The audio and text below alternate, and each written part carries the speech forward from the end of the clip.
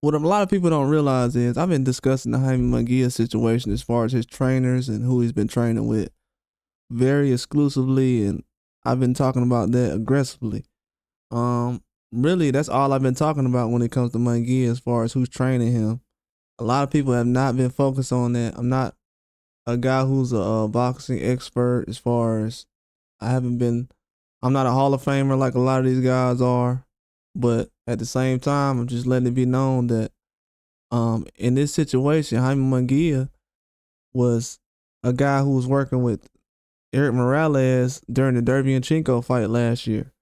And I looked at a couple of things around the situation, and it made a lot of sense to me why he was working with Eric Morales. I liked it as far as Eric Morales being able to have Munguia be a little more aggressive in his approach, his accuracy and his punching. Just overall, I thought he was doing a good job training with him. And a lot of people will look at the situation that Jaime Munguia had recently, and they will, and they speaking of that, the legend Hall of Famer Antonio Tarver, one of the best boxing commentators ever of all time. This guy knows how to break down a fight, live commentary. He's one of the best I've ever seen. Inside the ring and outside the ring, he's one of the best. As far as boxing minds, he knows how to break down a fight, everything. You can subscribe to Tarver's Take. He does a very excellent job. I actually been following his channel since he did his first video. He knows how to break down a fight very well. And he was saying recently that Jaime Munguia needs to leave his trainer. And I don't know solely if he's just training with Eric Morales right now, but as far as the whole situation, he definitely has to make some kind of adjustments. And I don't think it just solely goes on the coaches, but I agree with what Tony Tarver was saying as far as has to make some kind of adjustments and be inclined to make a lot more better adjustments in the fight and before the fight, breaking down your opponent. Just overall, you got to take every fight very seriously. And I didn't see anything about as far as Eric Morales around the whole situation. I don't know everybody in his corner, but I do know when he was working with Freddie Roach after the fight with Derby and Chinko, when the John Ryder fight and the Canelo fight happened, Eric Morales was basically replaced by Freddie Roach. And one thing that was a red flag was when the Freddie Roach had said leading up before the Canelo fight, after John Ryder fight, Jaime Munguia got a stoppage, and they asked Freddie Roach about the Canelo situation, and he said, "Me personally, I feel like Jaime Munguia needs about 2 or 3 more fights before he can go into that situation." He said, "If we can get 2 or 3 fights under his belt, and then probably next year we can probably look at that situation, that would be ideal for me." And that would be a good thing to actually make happen. But they kind of rushed into the fight with Canelo, and everything went the way it did. He still had a good performance. He looked like he was improved under Freddie Roach, but he still was lacking patience in a lot of situations. He was using the jab in certain situations to actually survive, or to, he was boxing well early in the fight. Then he kind of just goes back into his natural self and just start throwing combinations, hanging in the pocket too long and leaving himself free. And when I seen that, I was like, yeah, that's kind of what the Morales thing, not to say that Morales was the reason why he was looking bad. That was kind of like he went back to that certain situation. But I think more than anything, Morales had him in a situation where he kind of improved as far as his offense.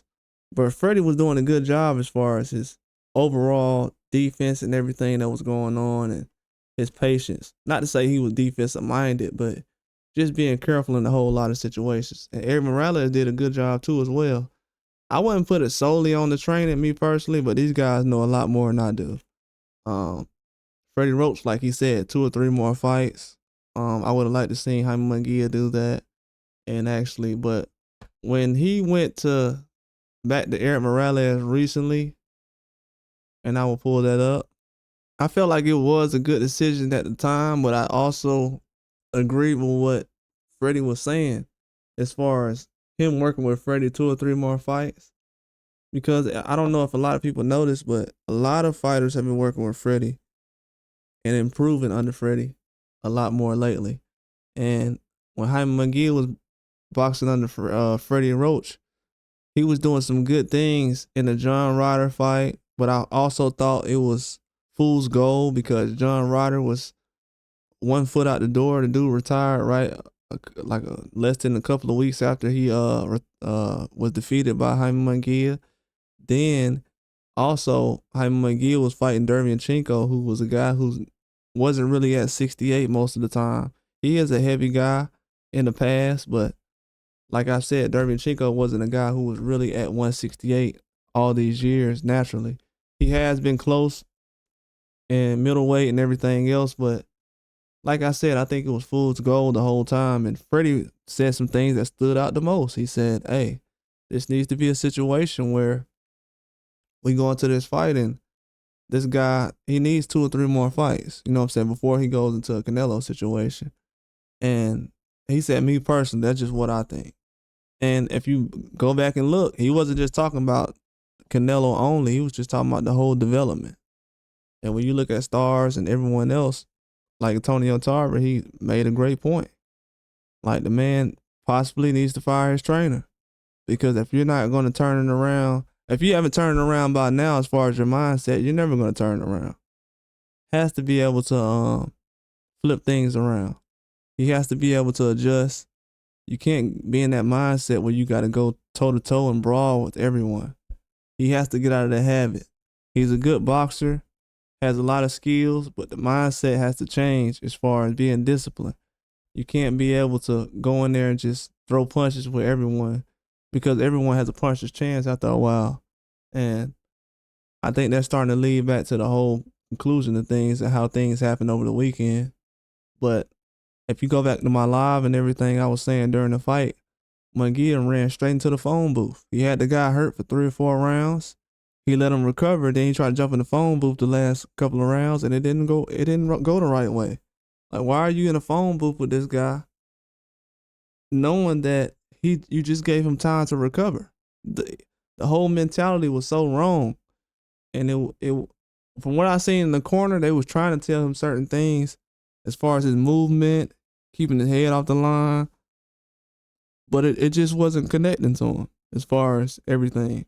And maybe at that point, I agree with Antonio Tarver. He needs to make an adjustment and step out the way. He needs to fire his trainer, because you're not even at the point right now where whatever he was telling you, it didn't recollect with you. You didn't get it accomplished. You couldn't communicate those actions in the ring, so it might be time to go the separate way. But Freddie Roach was a person who knew what he was talking about. I cannot overlook that. And he's a very good trainer. And he might have to go revisit that situation immediately. But that's all I got. Like and subscribe.